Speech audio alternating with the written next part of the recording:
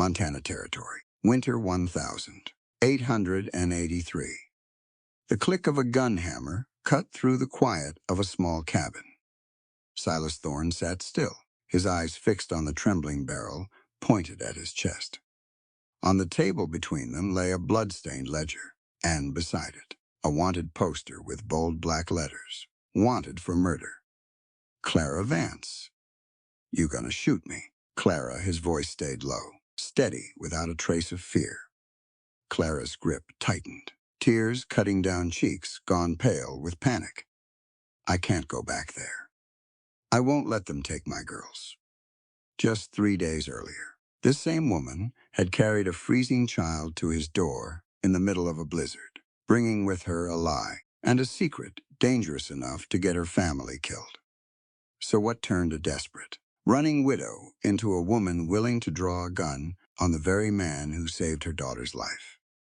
And can Silas Thorne, a rancher, still carrying the weight of losing his own wife and child, find it in himself to trust a stranger hunted by a man with more power than the law itself? Stay with me, because this story of survival, love, and justice on the frontier is going to keep you on the edge of your seat until the very last page.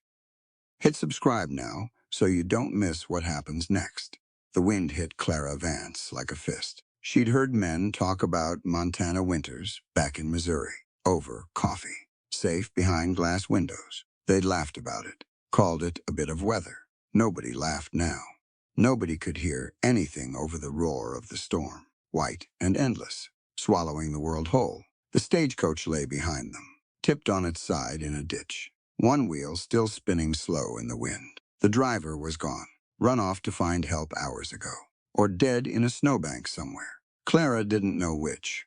She'd stopped asking herself that question because the answer didn't change what she had to do next. Sarah walked beside her, 9 years old, and gripping her mother's coat with both fists, refusing to cry. Lily wasn't walking anymore. Clara had her wrapped tight against her chest, 5 years old and barely making a sound. And that silence scared Clara more than any scream could have.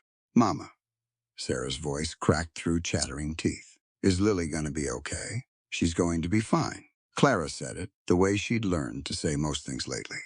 Firm, certain, a lie wearing the clothes of a promise. She saw the light before she saw the cabin, a small square of gold, flickering through the snow like something out of a dream. Clara didn't think. She ran. By the time she reached the door, her arms had gone numb from the cold and from Lily's weight, and she pounded on the wood with the side of her fist because her fingers wouldn't close into anything useful anymore. The door swung open, and a rifle barrel came with it, leveled straight at her chest. Clara didn't flinch. She'd stopped being afraid of guns a long time ago. What scared her now was smaller and colder, and already going still in her arms. The man behind the rifle was tall, built like a fence post that had survived a few hard winters itself. A scar ran down one side of his face, pale against windburned skin. His eyes were the kind that had seen things and decided not to talk about them. Then his gaze dropped to the child in her arms, and something in him changed. The rifle came down. "Get inside." His voice was rough, like it didn't get much use out here. He wasn't asking. Clara stumbled past him into a small cabin, warm from a fire that felt like heaven after the storm outside. Sarah followed close, and the man, Silas Thorne, though Clara didn't know his name yet, shut the door hard against the wind. "She's not moving." Clara's voice broke for the first time since the crash. "My daughter. She's not moving." Silas was already crossing the room. He didn't ask who they were. He didn't ask why a woman who'd answered his housekeeper ad as a childless widow had shown up on his porch with 2 children he'd never been told about. That conversation could wait. Right now there was a little girl with blue lips and skin gone waxy pale, and nothing else mattered. Lay her by the fire. His hands were already working, pulling wet blankets away, checking her breathing. Not too close. Warm slow or her heart stops. Clara obeyed without question. Something about the way he moved, quick and sure, told her. This wasn't the first time he'd pulled someone back from the edge of freezing to death. "Water," he said. Warm, not hot. There's a pot on the stove. Sarah moved before Clara did, grabbing the pot with two hands and hurrying it over. And Clara felt a flash of something like pride cut through her terror. Her daughter, 9 years old and already braver than most grown men Clara had known. Silas worked over Lily for what felt like an hour, but was probably only minutes. He rubbed her hands between his own, wrapped her in dry wool, spoke to her low and steady, even though she couldn't hear him. "Come on now," he murmured.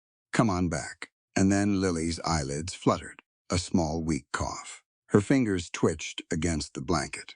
Clara nearly collapsed with relief. "She's coming around." Silas sat back on his heels. And for the first time, he looked up at Clara properly, really looked, at the two children, at the exhaustion carved into her face, at everything her application letter hadn't said. Clara braced herself for the question, for the anger, for the door pointing back out into the storm. "You told me you were a widow with no children." His tone wasn't cruel, just tired and honest, the way a man talks when he's too worn down for games. "I know." Clara didn't look away. She'd stopped apologizing for surviving a long time ago, even when it meant lying. "I needed the work. Nobody hires a mother of two out here. Not for housekeeping. Not for anything." Silas studied her a long moment. Outside, the wind screamed against the walls like it wanted in. "We'll talk about that tomorrow." He nodded toward Lily, whose breathing had steadied, whose color was slowly returning. "Tonight, she needs rest. All of you do." He stood, tossed another log on the fire, and didn't say another word about the lie. Not yet. Clara watched him move around the small cabin, competent and quiet, and felt something she hadn't let herself feel in months. Just for tonight. Safe. Outside, the blizzard kept howling, indifferent to the small warmth it couldn't quite reach. Inside, 3 strangers and a scarred rancher sat close to the fire, none of them knowing yet how much the storm outside was about to change everything within. Morning came quiet after the storm, the way it always does. Like the sky is embarrassed about the mess it made the night before. Clara woke stiff on a bedroll near the fire. Lily curled against her, breathing easy now, color back in her cheeks. Sarah slept a few feet away, one hand still fisted in the blanket, even in sleep, like she was ready to fight something. Clara lay still a moment, just listening. No wind screaming, no creak of a stagecoach about to tip, just the pop of embers and, somewhere outside, the low murmur of a man talking to his horses. She sat up slow, careful not to wake the girls, and looked around the cabin in daylight for the first time. It was small but sturdy, a good roof. Shelves built with care, not just nailed together and forgotten. Whoever Silas Thorne was, he built things to last. She found him in the barn an hour later, forking hay into a stall, sleeves rolled despite the cold. He didn't look up right away. "Sleep all right?" he asked. "Better than I expected." Clara wrapped her shawl tighter. "Thank you. For last night. For Lily. Wasn't going to leave a child freezing on my porch." He said it plain. No weight to it. Like the answer should have been obvious. Maybe to him it was. Clara stood there a moment, unsure what came next. She hadn't planned past the storm. Planning past the storm had felt like tempting fate. "I know I lied," she said finally, "in my letter. About the girls." Silas set the pitchfork against the wall and finally looked at her straight on. "You did. I needed the work. Nobody wants to hire a widow with 2 children hanging off her skirts. They see mouths to feed, not hands that can work." Clara lifted her chin. "I can work, Mr. Thorne. Harder than you might think." Something flickered behind his eyes. Not quite a smile. Maybe the ghost of one. "That Mustang in the far stall's been spooked since I bought her 3 weeks back. Won't let me near her without kicking up a fuss. Is that a test? Might be." Clara didn't answer. She walked past him, slow, quiet, the way her father had taught her once, a lifetime ago, before the Vance name had swallowed everything good in her life. The Mustang tossed her head, ears back, hooves shifting in the straw. Clara didn't reach for her. She just stood there, humming low, some tune she didn't even remember learning. 10 minutes later, her hand rested flat on the mare's neck, and the horse had gone still and easy under her palm. Silas hadn't said a word the whole time. He didn't need to. His face said enough. "Where'd a housekeeper learn to gentle a horse like that?" he asked. "Same place a housekeeper learns to fix a stall hinge and mend a torn harness." Clara kept her eyes on the Mustang. Life has a way of teaching a woman skills she never asked for. He studied her a long moment, and Clara felt it, the weight of being truly seen for the first time in longer than she could remember. Not as a burden, not as a problem to solve, just seen. "Sarah's got questions," he said, changing course. She was up before dawn, standing guard by the door like a soldier, watching the tree line. Clara's chest tightened. She does that. Since her father passed, she doesn't trust quiet anymore. Thinks it means something bad is coming. Smart girl. Then Silas picked the pitchfork back up. Quiet usually does. Later that afternoon, Elias arrived. Clara heard him before she saw him. The crunch of boots in snow. A low voice speaking words she didn't understand, but that carried a kind of music, all their own.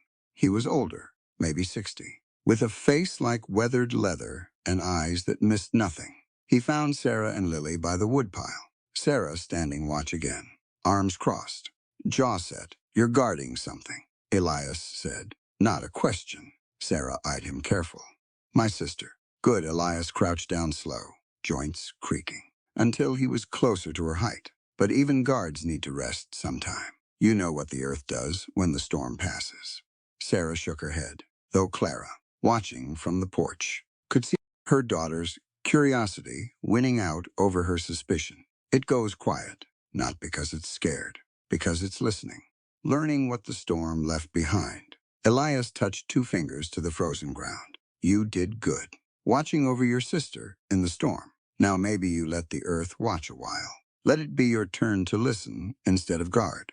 Sarah didn't answer, but she sat down next to him anyway. And by the time Clara called them in for supper, Lily was giggling at something Elias had said about a rabbit and a coyote who couldn't agree on directions. And Sarah's shoulders had come down from around her ears for the first time in weeks. That night, after the girls were asleep, Clara sat across the small table from Silas, a lantern between them, throwing soft light over the wood grain. "You've been kind to us," she said, "more than you had reason to be." Silas turned his coffee cup slow in his hands. "Kindness isn't rationed, far as I know. Doesn't run out just because you spend it. Most people ration it plenty. Most people are wrong." He looked up at her. "On the Thorn Ranch, we don't judge a person by the ghosts they carry. We judge by how they handle the reins. You handled that Mustang today better than any man I've hired in 2 years. That tells me plenty." Clara felt her throat tighten, unexpected, and looked down at her hands instead of his face. "My husband's family didn't see it that way. They saw a widow, a liability, something to be managed, married off, or gotten rid of." She hadn't meant to say that much. The words just came, loosened maybe by warmth and food and a day, without fear crawling up her spine.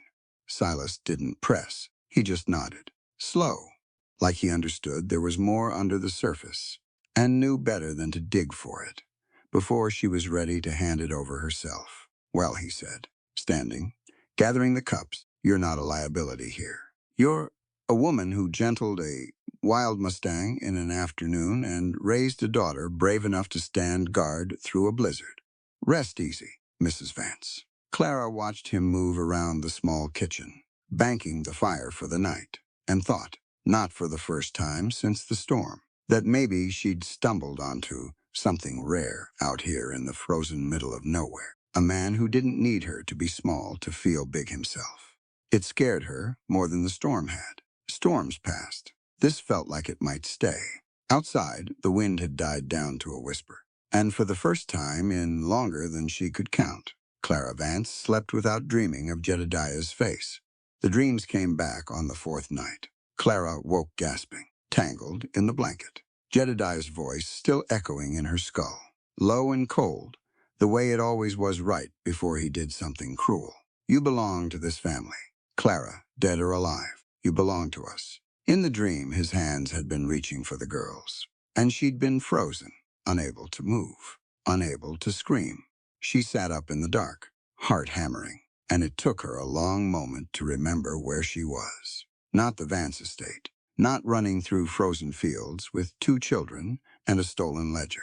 A cabin in Montana. Safe, for now. She didn't sleep again that night. The next morning she was distracted, jumpy at every creak of the floorboards. And it was that distraction that undid her. She'd hidden the ledger and the fake wanted poster beneath a loose floorboard under her bedroll, wrapped tight in oilcloth. But in her exhaustion, she'd left the corner of it peeking out, a sliver of paper catching lamplight. Silas found it while fixing a draft in the floor that afternoon. Clara walked in from hanging wash to find him sitting at the table, the ledger open in front of him, the wanted poster beside it, her name in bold black letters. Wanted for murder. Clara Vance. Reward 500. Her whole body went cold. Silas, sit down. His voice wasn't angry. It was worse than angry. It was flat, careful, the voice of a man deciding something important. Clara's hand moved before her mind caught up to it. She'd carried a small pistol since fleeing the estate, tucked in her skirts. And it was in her palm and leveled at him before she fully understood what she'd done. Silas didn't move, didn't flinch. He just looked at her, steady, like a man who'd stared down worse than a shaking woman with a gun. "You gonna shoot me?" Clara, her hand trembled. "I can't go back. I won't let them take my girls. Nobody's taking anybody anywhere." Silas held out his hand. Slow, palm up. "Put the gun down. You know you don't want to use it. If you did, it'd already be done."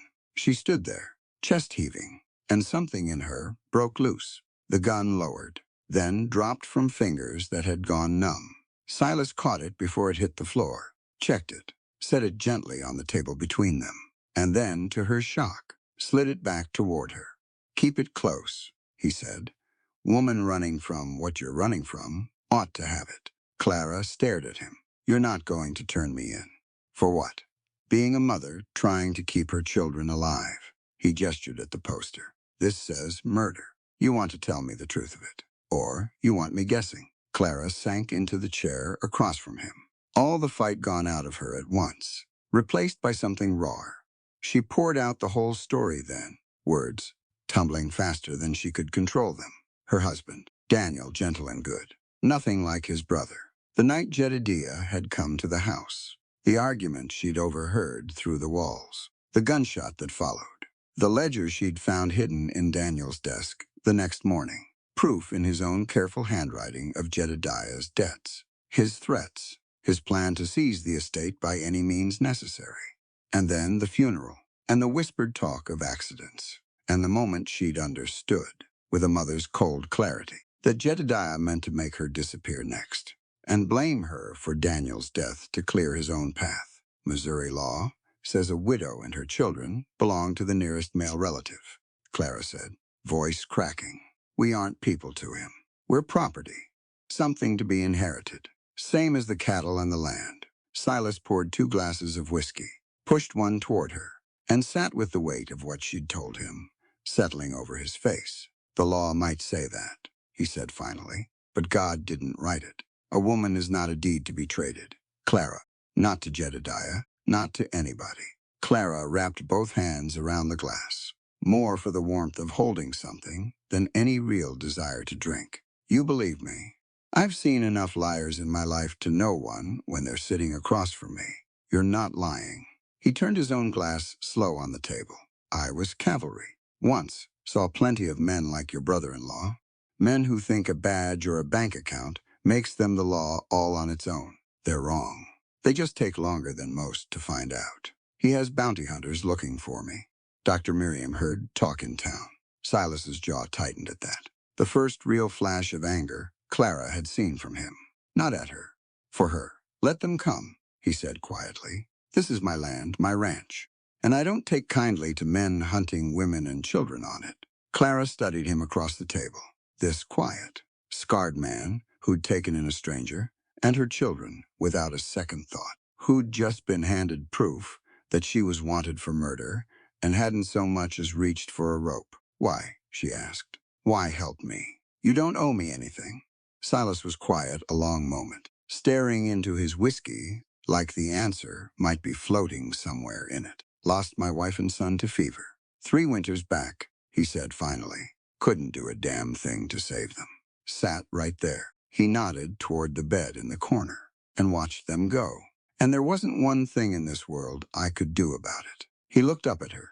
This, though, this I can do something about. So I intend to. Clara felt tears rise, hot and unexpected, and didn't bother stopping them. I'm sorry for your family. Me too, he said it simple. No self-pity in it, just fact. A scar he'd learned to carry rather than hide. That night, after. The girls were asleep, and the ledger and poster had been hidden away again. This time, properly. Clara sat by the fire and watched Silas clean his rifle with the same care he'd used, mending the stall hinge. The same care he'd shown Lily on that first freezing night. She'd spent so long believing that safety was something men took from women, one way or another. Silas Thorne was teaching her, slow and without meaning to, that maybe safety could be something a person offered instead, freely, without a price attached. It was a lesson she wasn't sure yet how to trust. But for the first time since Daniel's death, she wanted to. Dr. Miriam arrived 3 days later, her buggy cutting fresh tracks through snow, still soft from the last storm. And the look on her face told Clara, before a single word was spoken, that the news wasn't good. They're in town, Miriam said, stepping down, not bothering with pleasantries. 2 men, rough sorts, asking after a widow traveling with 2 young girls, offering money for information. Clara's stomach dropped straight to the floor. Silas came out of the barn at the sound of the buggy, wiping his hands on a rag, and one look at Miriam's face told him the same thing it had told Clara. How much time do we have? He asked. Hard to say. A day, maybe 2. If they keep sniffing around town before they think to ride out this way. Miriam's eyes moved to Clara. You need to understand something, and I mean this as a friend. Legally, you have no protection. A single widow, no kin in the territory, no standing. If they show papers, even false ones, and claim you as kin under Missouri succession law, there's precious little standing in your way. Montana's still finding its feet on these matters. Doesn't always side with the woman. Clara felt the ground shift under her, the safety of the last week revealing itself as the thin ice it always had been. Silas had gone quiet, working something over behind his eyes, and Clara had come to recognize that particular stillness in him as the look of a man solving a problem the way he'd once solved problems that got soldiers killed, if handled wrong. There's one thing they can't argue with, he said finally. A husband's claim outranks a brother-in-law's, every time. In every territory I've ever heard of. Dr. Miriam's eyebrows rose. Clara's mouth went dry. You're not saying what I think you're saying, Clara said. I am. Silas met her eyes steady. Marry me, Clara, not for romance. Not because either of us owes the other some grand declaration. As protection, legal, binding protection. As my wife, you and the girls fall under my name, my land, my claim. Jedediah can't drag a Montana rancher's wife across state lines without going through a fight. He doesn't have the standing to win. The cabin went very quiet. Even the fire seemed to hold its crackle. That's a large thing to offer a stranger, Clara said, voice unsteady. You stopped being a stranger the night you carried Lily through a blizzard to my door. Silas's voice softened, just slightly. I'm not asking for anything you're not ready to give. This is paper and law. Nothing more, unless someday you decide you want it to be something more. Your choice always. But it might be the only thing standing between your daughters and that man. Clara looked to Dr. Miriam, searching for some kind of anchor, some voice of reason to talk her out of a decision this enormous, made this fast. For what it's worth, Miriam said gently, I've known Silas Thorne 3 years. Never once seen him take advantage of a soul who trusted him. If I were in your boots, I'd take the offer and worry about my heart later. Your girl's safety comes first. Clara closed her eyes. She thought of Sarah, standing guard through blizzards, jaw set too hard for a 9-year-old. She thought of Lily's small hand, cold and near lifeless, warming slowly against Silas's chest that first night. She thought of Jedediah's voice in her nightmares, promising she belonged to him no matter where she ran. All right, she said, opening her eyes. For the girls, for the girls, Silas agreed. And something passed between them in that moment, quiet and unspoken, a kind of respect neither had words ready for yet. The circuit judge arrived the following afternoon, summoned by Elias, who seemed to know exactly where to find one on short notice out here, where distances stretched long and neighbors were scarce. The ceremony was short, unromantic in the way Silas had promised, performed right there in the cabin with Sarah and Lily as witnesses. Elias standing solemn near the door, Doctor. Miriam dabbing her eyes despite herself. By the powers vested in me by the territory of Montana, the judge intoned, reading from a worn little book. I now pronounce you man and wife. Silas didn't kiss her, not yet. He simply took her hand, calloused palm against calloused palm, and nodded once, solemn like a man, sealing a contract he intended to honor to the letter. That night, the small cabin felt different somehow, not larger, if anything, smaller. Every quiet sound between them carrying new weight. Clara lay on her bedroll near the fire, listening to Silas's breathing across the room, and found herself thinking not of Jedediah for once, but of the steady way Silas had looked at her during the ceremony, like a promise, not a transaction. The next morning, Silas handed her a Winchester rifle before breakfast was even finished. Time you learn to use this properly, he said, not as someone who needs protecting, as my equal, standing this land beside me. Clara took the rifle, feeling its weight settle into her palms, and thought of every year she'd spent being told what she couldn't do, what a woman shouldn't touch, shouldn't know, shouldn't want. Show me, she said. And out in the cold morning light, with her daughters watching from the porch and Elias nodding approval from the fence line, Silas Thorne began teaching Clara Vance how to hold a rifle steady, how to breathe before the shot, how to stand her ground. It wasn't romance, not yet, but it was respect, plain and solid as the Montana ground beneath their boots. And Clara understood, watching him adjust her grip with patient, careful hands. That respect might be the truer foundation anyway. The kind a person could actually build a life on top of. The southern fence line ran along a frozen lake tucked into a narrow canyon, and Silas had been putting off checking it for a week. Always some closer chore pulling him elsewhere. But a rancher who ignored his fences comes spring thaw was a rancher who lost cattle come summer. So on a clear, hard blue morning, he saddled 2 horses instead of 1. You're coming with me, he told Clara. Not really a question. She didn't argue. 2 weeks of lessons had put a confidence in her hands that hadn't been there before. The Winchester riding steady in its scabbard against her saddle, and some part of her had grown restless, cooped up in the cabin, waiting for danger to find her, instead of meeting it partway. Sarah can watch Lily, she asked, glancing back at the cabin. Elias is staying close today.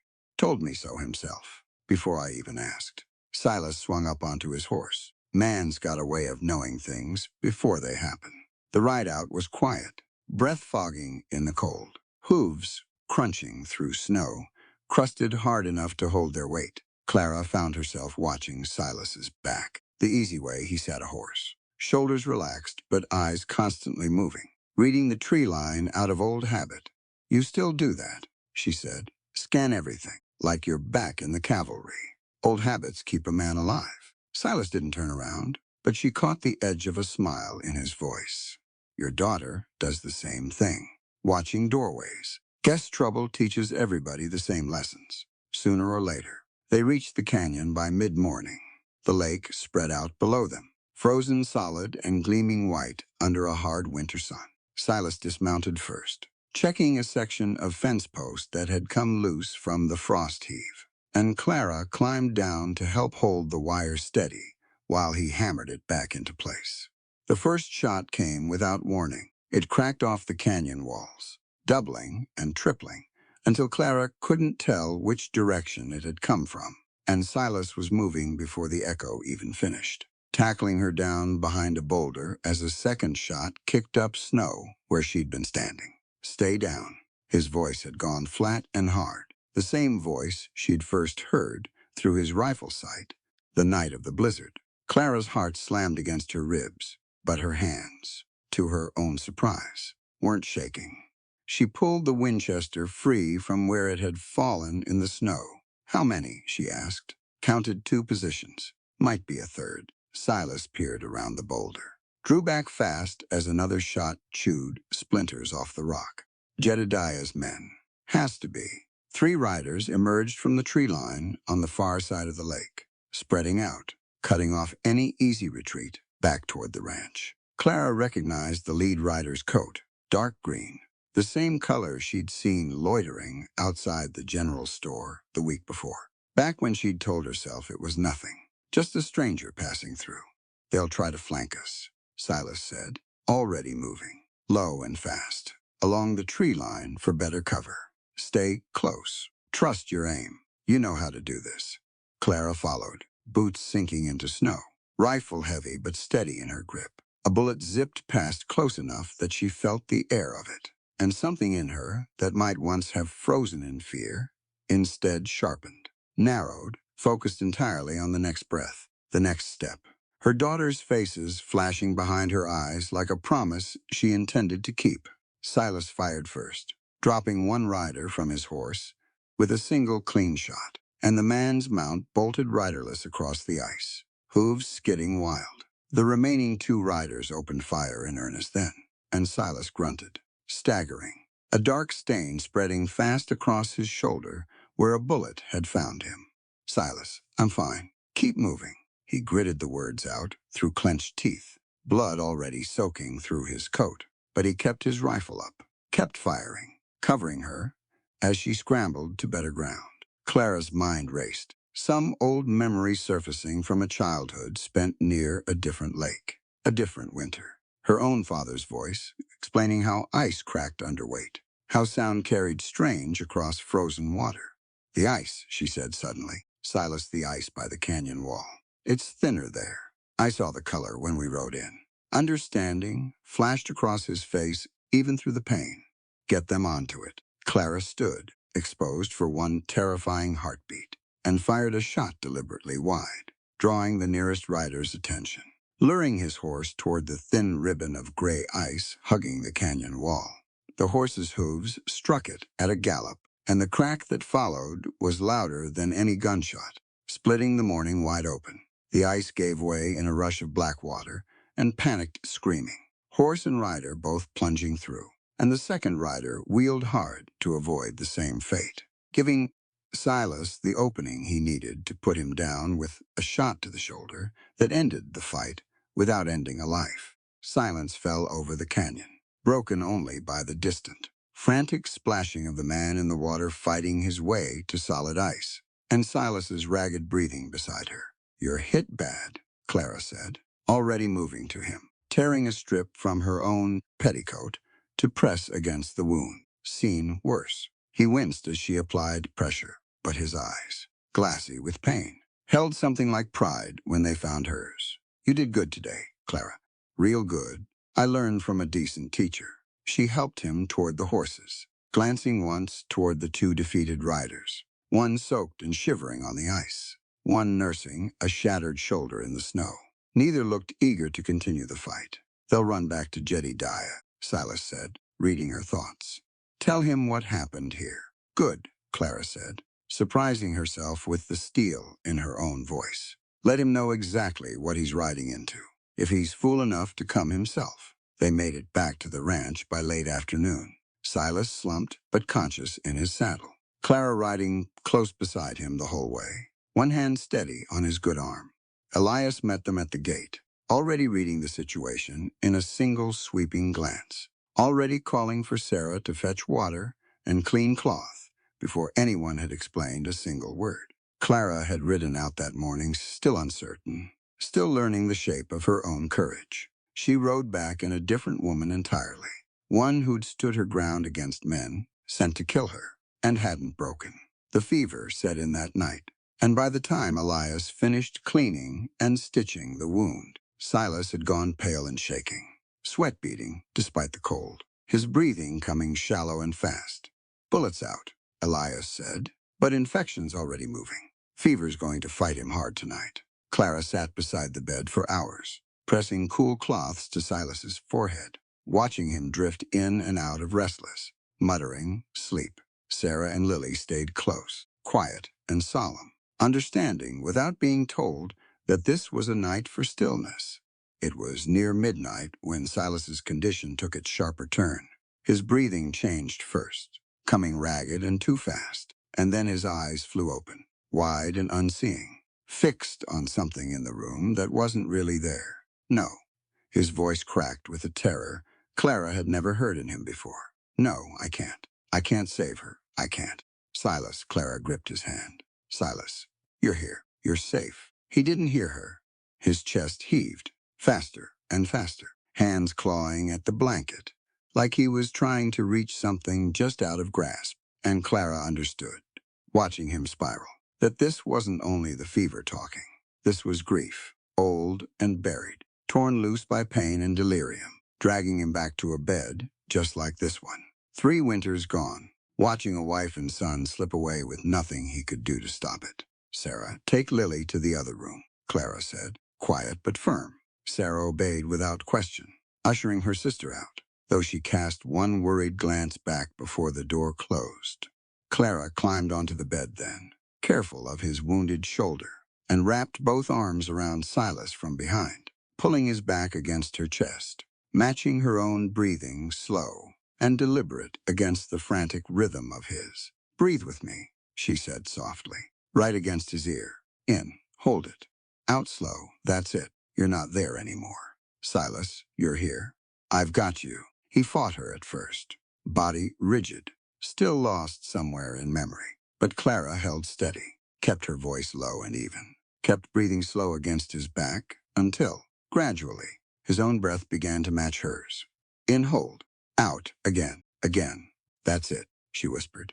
That's it. You're here. Slowly, the wild terror in his eyes began to clear, awareness creeping back in, and when he finally turned his head enough to look at her, there were tears on his face. He didn't bother hiding. I couldn't save them, he said, voice raw. Watched them go. Couldn't do one damn thing. I know. Clara didn't try to argue him out of the pain. She'd learned, somewhere along her own hard road, that grief didn't respond well to arguing. That doesn't make you weak, Silas. It makes you a man who loved deep enough that losing them broke something in him. That's not shame. That's just love, costing what love costs. He was quiet a long time, his breathing finally settling into something closer to normal, exhaustion pulling at him hard. Why do you know how to do this? He asked finally. Talk a man down from the edge like that, because I've stood on it myself. More nights than I could count. After Daniel died, Sarah used to climb into bed and hold on to me the same way I'm holding you now. Didn't say much. Didn't need to. Just breathed with me till the worst of it passed. Clara pressed her forehead gently against his uninjured shoulder. Sometimes surviving isn't about being strong alone. It's about somebody willing to hold on while you remember how to breathe. Elias appeared quietly in the doorway sometime later, checking the wound, nodding satisfied at the fever's slow retreat. But it was Clara's steady presence, not just the medicine, that had brought Silas back from wherever the delirium had taken him. The next morning, with Silas resting easier, color returning slow to his face, Elias found Sarah sitting alone on the porch steps, staring out at the snow. You did well last night, he told her, settling down beside her with the careful patience of a man who understood children needed silence sometimes before they were ready for words. Taking your sister, keeping her calm. That's no small thing. I was scared, Sarah admitted. Thought Mr. Thorne was going to die like Papa did. Elias considered this, his weathered face thoughtful. You see that tree there? He pointed to an old cottonwood near the fence, its bark scarred deep in places, gnarled and twisted where it had clearly weathered hard seasons. Lightning struck that tree years back, split it near in two. Most folks figured it'd die. Did it? No. Grew back stronger around the wound. Scars all through it now. But it's still standing, still growing. Every spring. Elias looked at her, kind and steady. Roots have to break the soil to grow. Little bird. Pain is the same way. We don't hide our scars. We honor them. Because they prove we survived whatever tried to break us.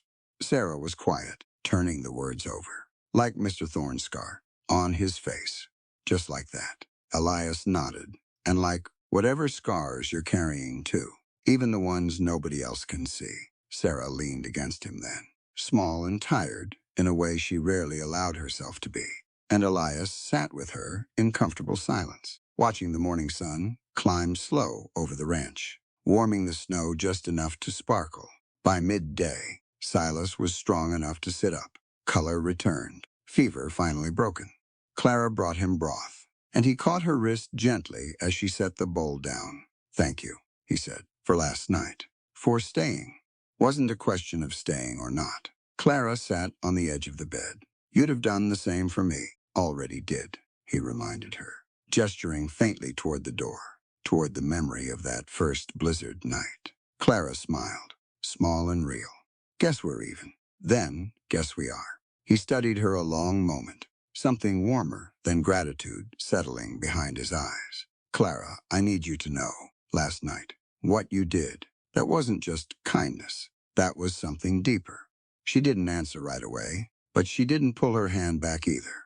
And in the quiet warmth of the small cabin, something between them shifted, settled, took root, the way roots do, breaking through old hardened ground toward something neither of them had let themselves hope for in a long while. Silas healed slow but steady over the following 2 weeks, the wound closing clean under Elias's careful tending, strength returning to his shoulder bit by bit. And as his body mended, something else mended alongside it, quieter, harder to name. The walls that had stood between them since that first night, practical, careful, built out of necessity rather than desire, had crumbled somewhere in the fever and the breathing and the long nights of Clara's steady hands holding him through the worst of his grief.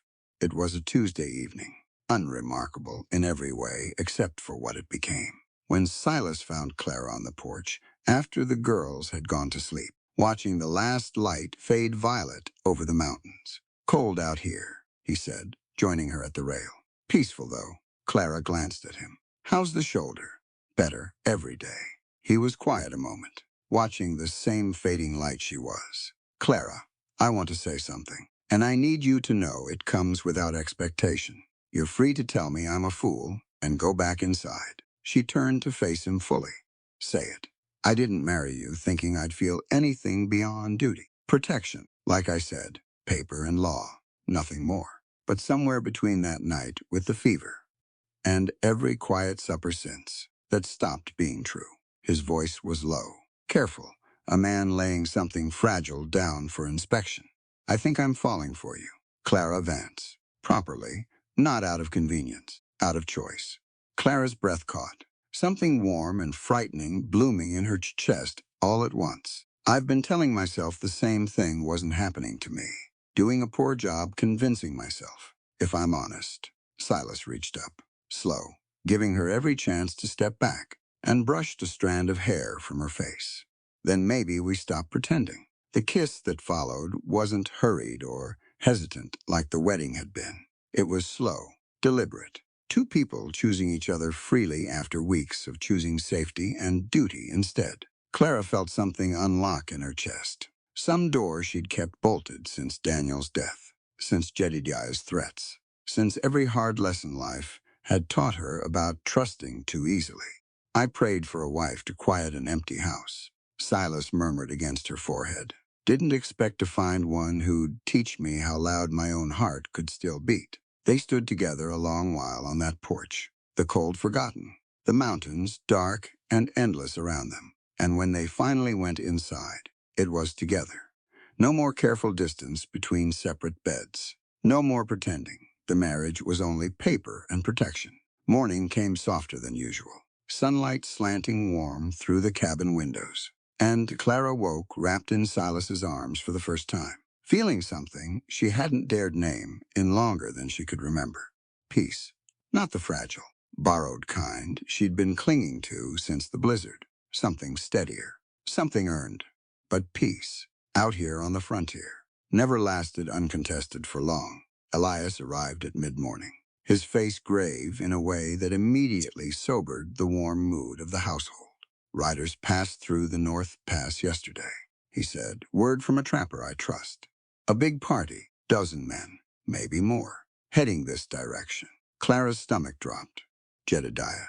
Has to be." Silas's jaw tightened. The soft warmth of the morning replaced instantly by the hard, calculating focus she'd first seen in him the night of the blizzard. "He's done sending hired guns to test us. He's coming himself."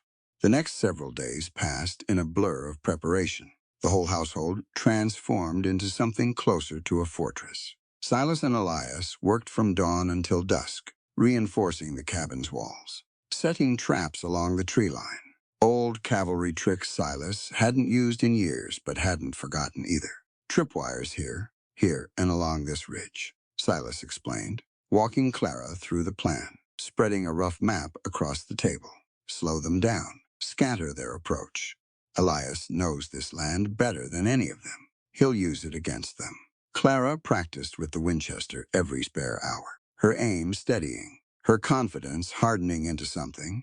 Silas watched with quiet, fierce pride. "You ever think," Clara said one evening, cleaning the rifle by lamplight while Sarah and Lily slept nearby, "that we're not just protecting a ranch, we're protecting a family?" Silas looked over at her, at the girls, sleeping peaceful in the corner, at the ring on Clara's finger that had started as protection and become something else entirely. "That's exactly what we're protecting," he said, "and I don't intend to lose it.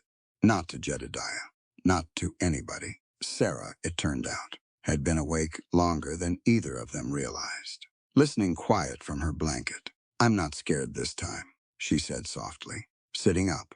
"Not like before." "No?" Clara asked, surprised. "No, because before, it was just you and me and Lily running.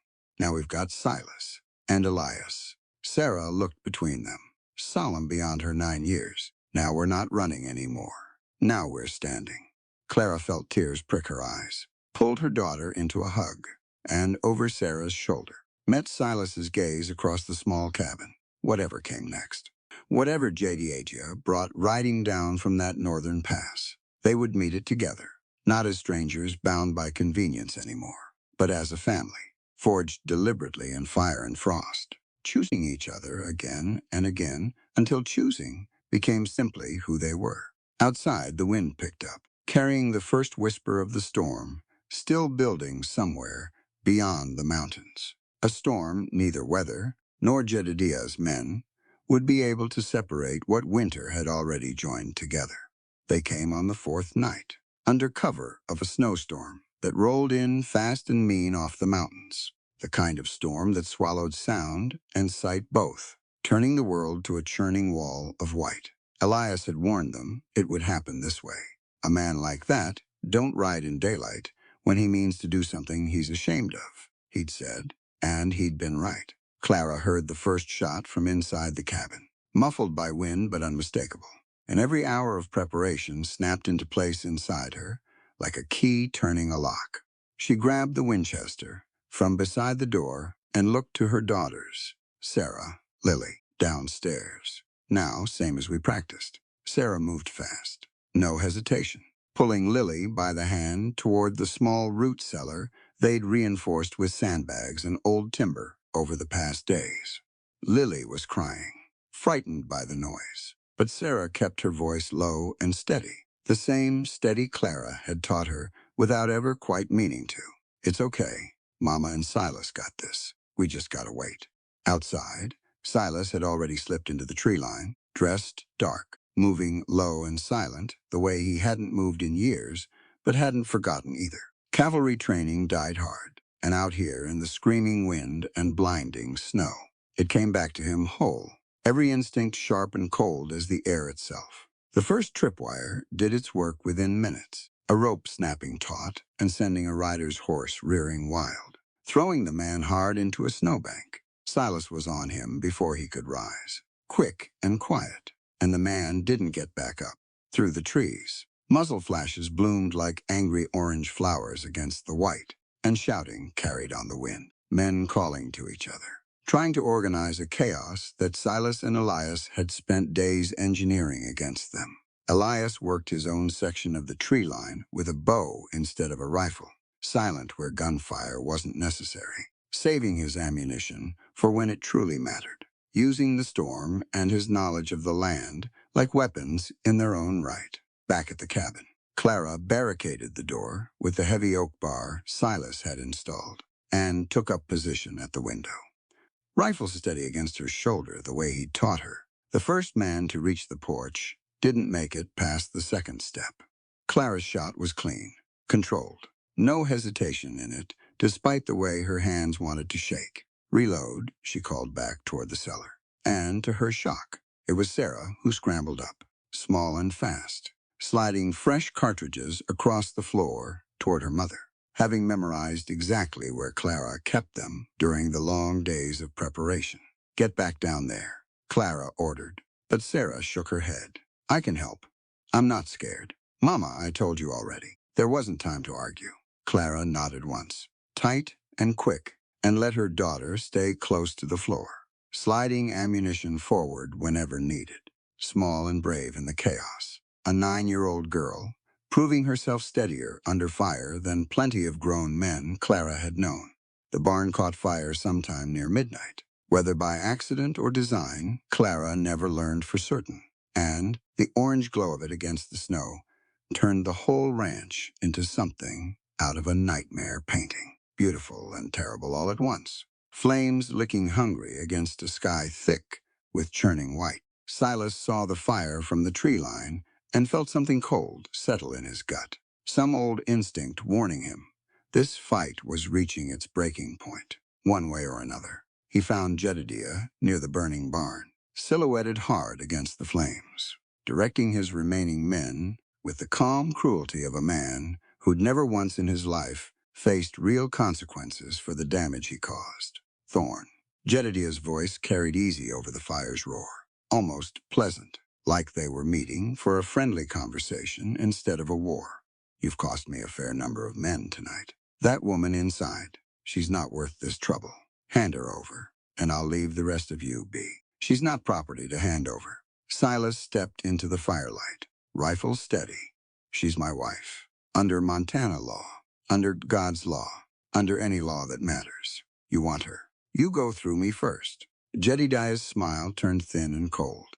"Then I suppose we understand each other." The fight that followed was ugly and close. Rifles abandoned somewhere in the scramble, reduced to fists and desperation in the snow near the burning barn. Jedediah fought dirty, the way men who'd never had to earn anything honest in their lives always did. But Silas had survived worse than one soft cattle baron who'd bought his way out of every hard consequence life had ever tried to hand him.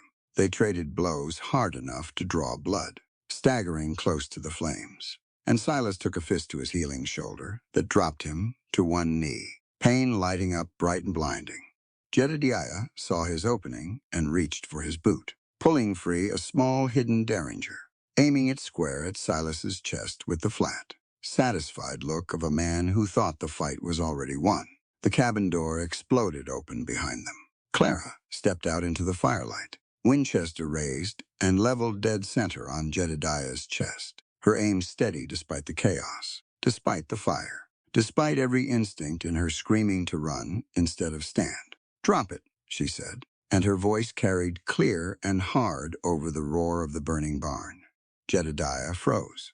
Derringer still aimed at Silas, but his eyes cutting sideways to Clara, calculating the way he always calculated, looking for the angle that let him win, no matter what. "Clara," his voice took on that old, familiar tone, smooth and reasonable, the same tone he'd used 100 times back at the estate to convince people that cruelty was simply practicality, wearing a nicer coat. "Put the rifle down. Come home.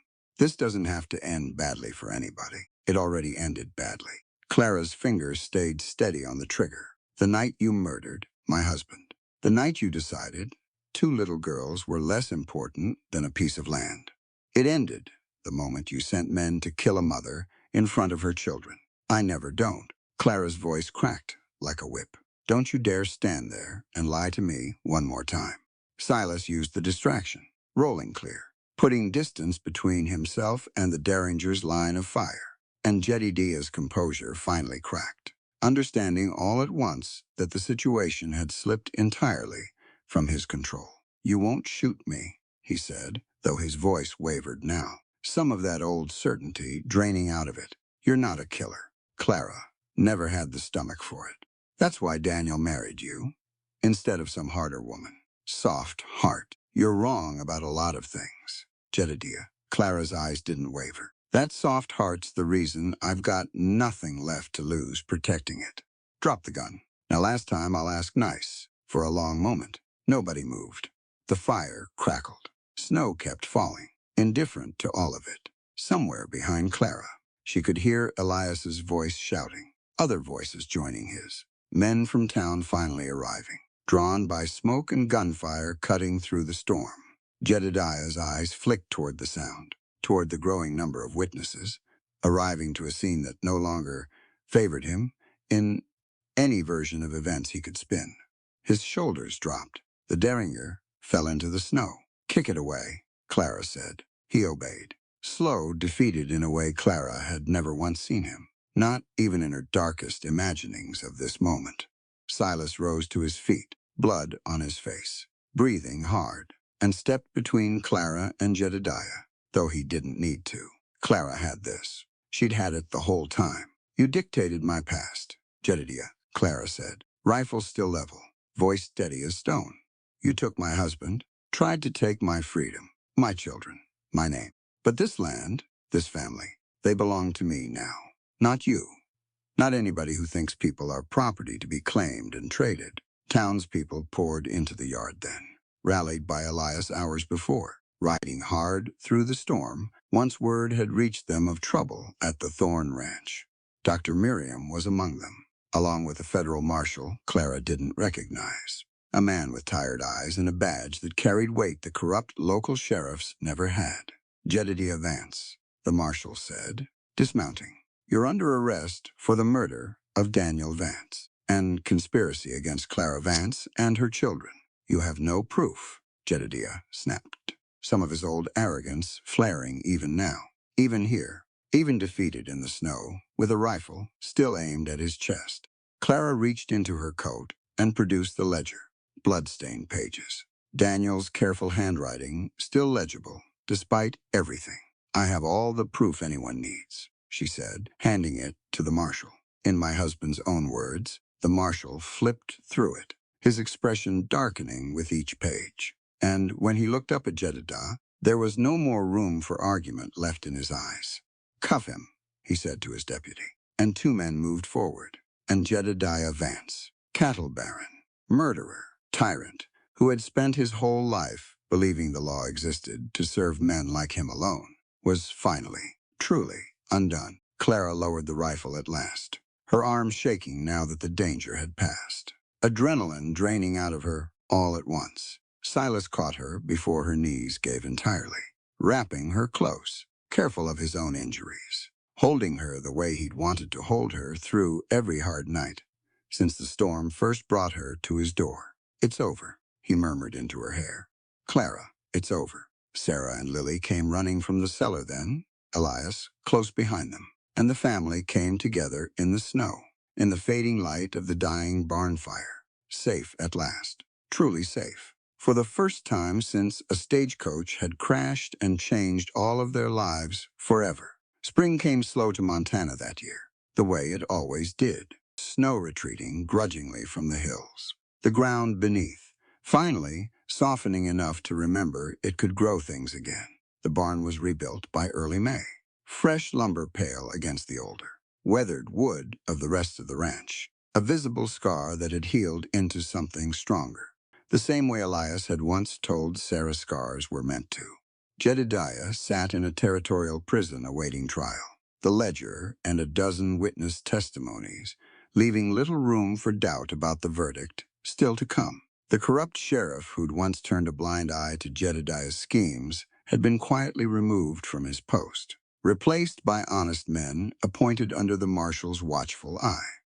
Clara's name had been formally cleared. The fraudulent murder charge dissolved the moment the truth came fully to light. the Vance family estate, along with everything Jedediah had built through fear and manipulation, was legally restored to Sarah and Lily as Daniel's rightful heirs, held in trust until they came of age. Clara could have returned to that life if she'd wanted, could have reclaimed the comfortable city existence Jedediah had once stolen from her. She chose not to. "I built something out here," she told Dr. Miriam one afternoon. The two women sitting on the porch, watching Silas teach Sarah how to properly saddle a horse while Lily chased a barn cat through new spring grass. "Something real. I'm not interested in trading it for velvet curtains and a life spent worrying what other people think of me." "Frontier woman, through and through," Miriam said, smiling. "Never would have guessed it. That first winter, you showed up half frozen on Silas Thorne's doorstep." "Neither would I," Clara admitted. "Funny, the things a person finds out about themselves when everything else gets stripped away." That afternoon, the whole family gathered near the fence line for a small celebration. Nothing fancy, just good food and warmer weather and the particular joy of survivors marking how far they'd come. Elias had brought fresh bread, baked in the traditional way he'd been teaching Sarah over the winter months. And Lily ran wild and laughing between the adults, 5 years old now. And finally, fully a child again, instead of a frightened refugee clinging to her mother in the snow. "You ever think about it?" Silas asked Clara later. The two of them walking slow along the fence as the sun began its long golden slide toward the mountains. How different things might have gone if that storm had pushed you somewhere else that night. Some other cabin, some other stranger's door. "I try not to." Clara slipped her hand into his. "Doesn't do much good. Wondering about roads not taken." "I'd rather look at the one we're standing on," Silas smiled, the scar on his face catching gold in the fading light. Less a mark of old pain now, and more simply a part of him. Same as the calluses on his hands, or the quiet steadiness in his eyes. "Sarah's grown so much," he said, watching her in the distance, laughing at something Elias had said. 9 years old, but carrying herself these days with a confidence that hadn't been there during that first terrified night. Barely recognized the girl who stood guard by the door those first weeks. "She's still in there," Clara said. "Just doesn't need to guard so hard anymore. That's the difference, I think. Not that the fear's gone entirely. Just that she's finally got people around her worth trusting to help carry it." They reached the top of the small rise, overlooking the whole ranch, the rebuilt barn, the cabin with its new addition Silas had built over the winter, to give the girls their own proper room. The fence lines stretching out toward mountains, still capped white even as the valleys below turned green. Silas turned to face her, taking both her hands in his. "I've been thinking," he said, "about that first night, before the storm hit, before you ever knocked on my door. I remember sitting by that fire alone, same as I'd done every night for 3 years, and I prayed, not for anything specific, just prayed for something to fill the quiet that house had become." And Clara asked, though she already knew, somehow, exactly where this was heading. "And God sent me a storm." Silas's voice was soft, warm with something that had grown slow and steady over the seasons, deeper than the practical partnership their marriage had started as. "Sent me a woman running from her own storm, carrying two frightened little girls. And I didn't understand it then, but I understand it now. I didn't just get a wife to quiet an empty house. Clara, I got a family. I got a reason to keep building instead of just surviving." Clara felt tears rise. Happy ones this time. Nothing left in them of the old fear that had haunted her that first desperate night. "I prayed too," she admitted. "Different prayers. Prayed for safety. For my girls to have some kind of future that wasn't just running and hiding forever. Didn't dare pray for anything more than that.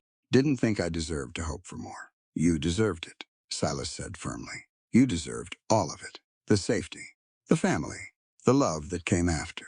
Once we both stopped pretending it was only ever going to be paper and protection between us." Down below, Sarah called something up toward them, laughing, and Lily's answering giggle carried clear across the spring air. And for a long moment, Clara and Silas simply stood together on that rise, watching their family, their hard-won, deliberately chosen family, thriving in the golden afternoon light. Silas leaned down and kissed her temple, gentle and sure, and murmured the words against her hair, quiet enough that they belonged only to the two of them, carried off soft into the mountain wind. I prayed for a wife to quiet the house. I didn't know God was going to send a storm to save my soul. Below them, the ranch stretched wide and green under the melting snow, rebuilt stronger in every place it had once been broken. And Clara Vance, once a widow running scared through a Montana blizzard, stood beside the man who'd taught her that safety could be freely given, that respect could grow into something deeper, and that sometimes the family worth having was the one built deliberately, choice by choice. Through every hard winter, a person survived to reach the spring waiting patiently on the other side. The story you are about to read is entirely fictional. While it may draw inspiration from universal human experiences, it does not depict real people or actual events. Any perceived parallels are coincidental and should not be interpreted as deliberate representations. And so, as the snow finally melts from the Montana hills and the first green of spring rises from the hard, frozen earth, we leave Clara Vance standing beside Silas Thorne, not as the frightened widow who once stumbled through a blizzard with two little girls in her arms, but as a woman who has learned the full weight of her own strength. This story was never only about a storm. It was never only about a ranch, a marriage of protection, or a cruel man finally brought to justice. At its heart, this is a story about what people become when life strips everything away from them, when comfort is gone, when reputation is gone, when the law fails, when the world looks at a woman and her children and sees only weakness. Clara's journey reminds us that survival is not always loud. Sometimes survival is a mother walking through snow with a child against her chest. Sometimes it is a trembling hand refusing to let go. Sometimes it is telling one more lie, taking one more step, knocking on one more door because the people you love are depending on you to keep going. Silas Thorne, too, carries a lesson of his own. He begins as a man hollowed out by grief, living inside a house that has become too quiet. He thinks he has nothing left to give but shelter, firewood, and duty. Yet when Clara and her daughters arrive, he discovers that a broken heart can still become a refuge for someone else. His kindness is not soft. It is rugged, steady, frontier kindness, the kind that does not ask 1,000 questions before helping a child near death. Through Silas, the story teaches us that grief does not make a person useless. Pain does not mean the end of love. Sometimes the very wound we think has ruined us becomes the place where compassion enters. And then there is Sarah, a little girl forced to grow up too quickly, standing guard when she should have been sleeping, watching doors when she should have been playing. Her healing reminds us that children carry the storms of adults more deeply than we often realize. But it also reminds us that safety, patience, and love can slowly teach a frightened child how to breathe again. Lilia's laughter in the spring grass is not a small detail, it is proof that innocence can return when fear no longer rules the house. The greatest lesson of this tale is that family is not always the one written in blood or law. Sometimes family is built choice by choice. It is built when a man lowers his rifle and opens his door. It is built when a woman learns to trust again. It is built when strangers sit around the same fire and decide that no one will be left outside in the cold. Clara, Silas, Sarah, Lilias, and Doctor. Miriam becomes something stronger than obligation. They become a family because each of them chooses loyalty when fear would have been easier. This story also speaks to the dignity of women, especially in a world that tried to treat Clara as property. Jedediah believed power meant ownership. He believed law, money, and fear could decide the worth of a woman and her children. But Clara proves the truth that no cruel man could understand. A woman is not a deed, not an inheritance, not a burden to be passed from one hand to another. She is a soul, a mother, a fighter, a builder of homes, futures, and legacies. When Clara finally stands with the Winchester in her hands, she is not becoming hard-hearted. She is reclaiming what was always hers, her voice, her freedom, and her right to protect the people she loves. For the audience, the meaning of this story is simple but powerful. No winter lasts forever. There are seasons in life when we feel hunted by the past, trapped by grief, or buried beneath fear. There are nights when the storm is so loud we cannot imagine morning. But if we keep walking, if we keep holding on, if we have the courage to accept help and the grace to offer it in return, spring will come. Maybe not quickly, maybe not easily, but it will come.